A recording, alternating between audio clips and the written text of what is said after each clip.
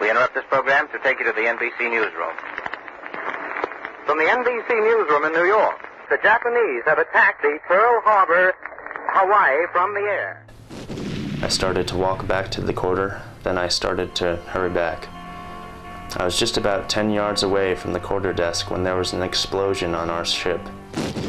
General quarters was sounded, so I started to run for the magazine on the 4th deck down. By the time I got there, torpedoes had hit our ship. It had already started to list to the port side badly.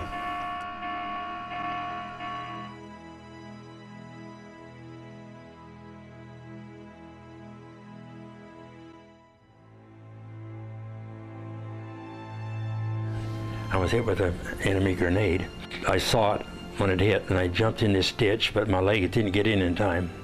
The only thing that really hit me terribly, real bad, was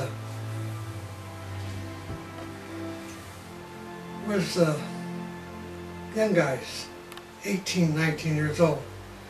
Went through, not boot camp, go army training or Marine training for 3 or 4 or 6 months. And they only made it 2 or 3 steps up the beach. And that's ended there.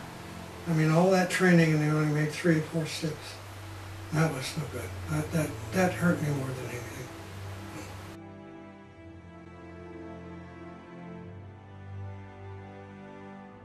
About 2 weeks ago, I had to drive a bulldozer out of the danger zone. It rained a little, not much, but just enough to get me wet, and then it snowed, and then it froze, and my clothes got all stiff as a board.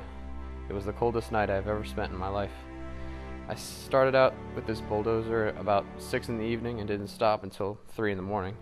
I got lost from the battery and didn't know where to go. I was all alone and had no rifle with me. It sure felt uneasy.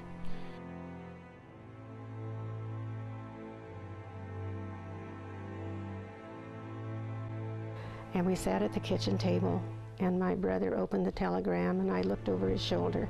Of course, I'll never forget that moment when I saw that he'd been killed. And then it was just like, it was such a shock, you know.